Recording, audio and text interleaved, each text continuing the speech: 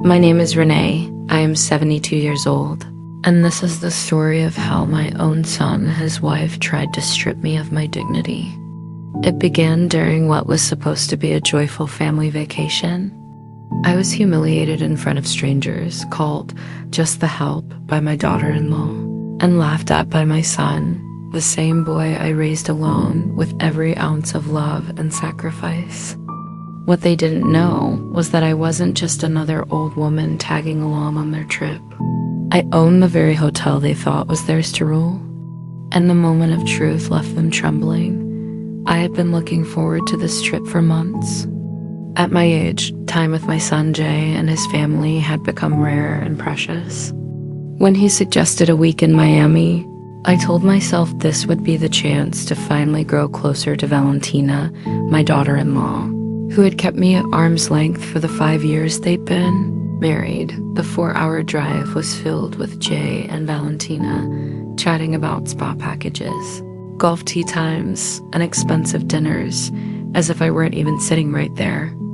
Every time I tried to join in, Valentina clipped me short with a dismissive reply, and Jay pretended not to hear me at all. I should have noticed the red flags, but I clung to hope. When we finally pulled up to the Coastal Paradise Resort, my chest swelled with pride. This wasn't just a hotel to me, it was my hotel. After my husband died, I built my business from the ground up. From one tiny bed and breakfast to 17 properties across 3 states, including this jewel by the sea. But Jay never knew as the valet opened our doors. Valentina adjusted her designer sunglasses, blonde hair shimmering like it had been placed strand by strand by some personal stylist. At 35, 20 years younger than my son, she carried herself with the smugness of someone who'd never gone without. "Remember," she told Jay, "I want the penthouse suite. Don't let them give us anything else." He nodded.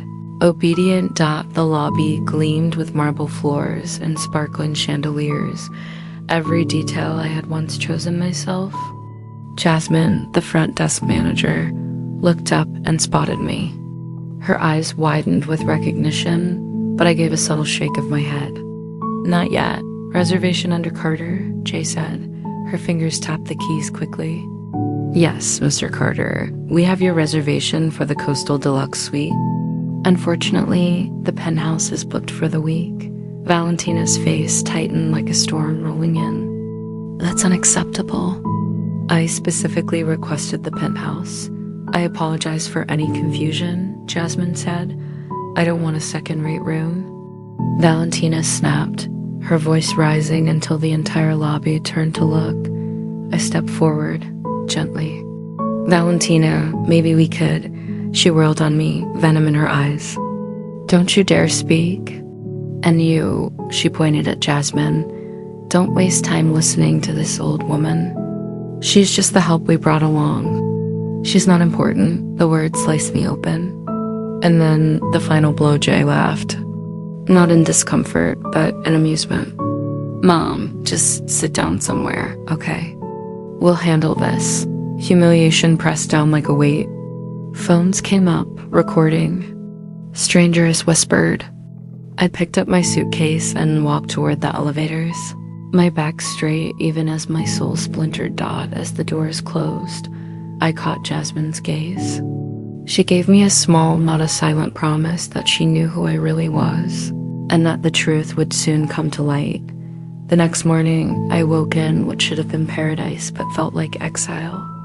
My suite overlooked the ocean, waves rolling gently to shore, the sunrise painting the sky in pinks and golds.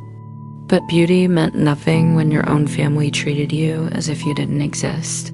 A knock came. Jay stood there. "Mom, Valentina wants you to watch the kids so we can hit the spa." "About last night," I began. "Don't make a big deal out of it," he cut me off. She didn't mean it. She didn't mean it. She had called me a servant in front of strangers. At breakfast, Valentina ordered the staff around like peasants. Fresh squeezed juice, not bottled. 3 minutes exactly. I tried to greet my grandchildren. "Good morning, sweetheart," I whispered, brushing Zuri's hair. Valentina's hand shot out. Don't touch her hair. It was styled yesterday. The children barely looked up from their tablets. Morning, they mumbled Valentina, then listed instructions for me as if I were a hired nanny. Sunscreen, snacks, call her for everything. Jay said nothing by the pool. Hours dragged on. Families laughed together all around us, but my grandchildren sat silent, eyes glued to screens. Then Zuri spoke. Grandma, Mom says you used to clean houses for rich people. Is that true? Her words cut deep. I had built an empire, created jobs for hundreds. Yet in Valentina's twisted story, I was nothing more than a maid. No, sweetie, I said softly. I build hotels. Deshawn looked up and smirked. Mom says you make up stories because you're ashamed of being poor. The cruelty of it stole my breath. Valentina hadn't just humiliated me. She was poisoning my grandchildren against me. That night, alone in my room, I saw the truth. This wasn't a family vacation. It was servitude. They hadn't brought me here to connect. They brought me to babysit. The pain was still sharp, but now it burned beside something else. Anger. Cold, uncheckable anger. Tomorrow, things would change. The third morning, Jay and Valentina claimed they were off to wine country. I dropped the kids at the club and wandered the grounds. Finally seeing my hotel through the eyes of a guest, that's when I heard them. Behind the curtains of a private cabana, their voices carried. She's getting old, Valentina said. Old folks don't live forever, if you catch my drift. Laughter followed. What about Renee's money? Someone asked. Jay's voice answered. My son's voice? She's broke. I've been supporting her for years. The lie buckled my knees. It's like having a pathetic pet you can't get rid of, Valentina sneered. Once she needs care, she's going straight into a state home. Over my dead body will she live with us? Then Jay's words stabbed deepest. She still thinks she's important. She tells crazy stories about owning hotels. It's sad, really. More laughter. My hand shook. My own son wasn't just complicit, he was the one spreading the lies. I pressed my back against the palm tree, every word searing into me.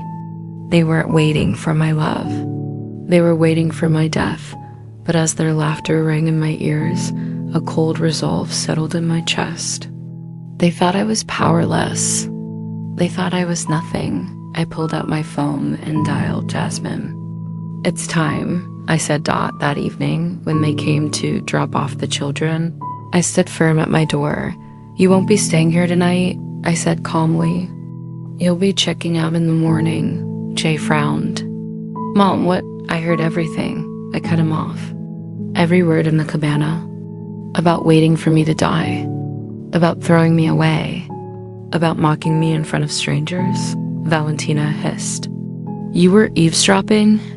You have no right. I have every right, I snapped. You've lied to my grandchildren. You've humiliated me in public. And you've done it all while living off my money, she smirked. Money? Please. You don't own anything. From my purse, I handed Jay a folder. Every bill I had paid, every tuition check, every luxury I had covered for him and his family. His eyes widened as the truth spilled across the pages. She's lying. Valentina screamed. A knock came. Jasmine entered with security. Valentina pointed at me, her voice shrill. Tell her she doesn't own this place. Jasmine's voice rang clear. Mrs. Renee Carter is the owner of this resort and the founder of all 17 Coastal Paradise properties. She is our CEO, our leader, and the reason we are here today.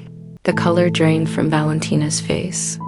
Jay stared at me, speechless, the weight of his lies crumbling in his hands.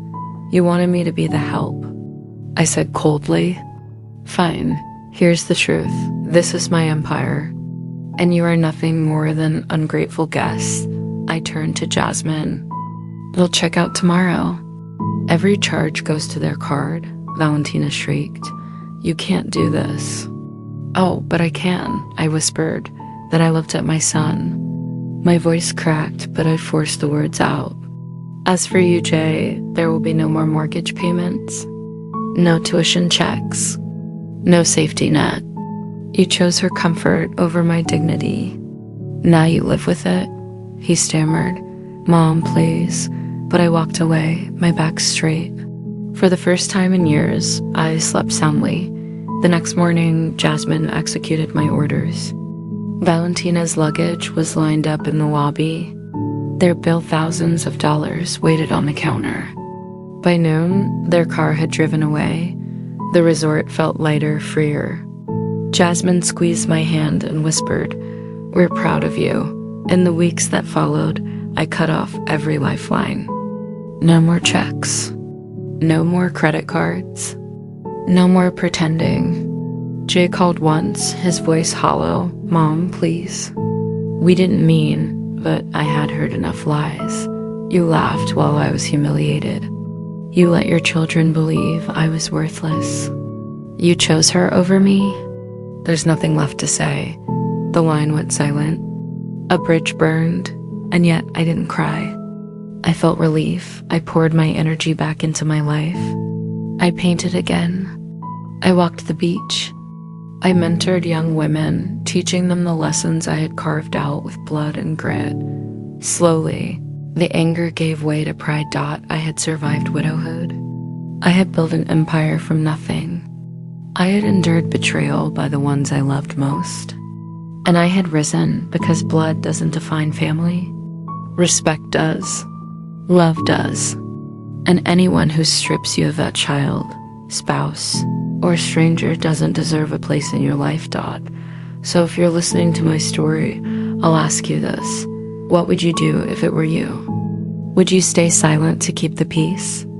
Or would you rise even if it meant standing alone to reclaim your voice? I chose to rise. And at Chan,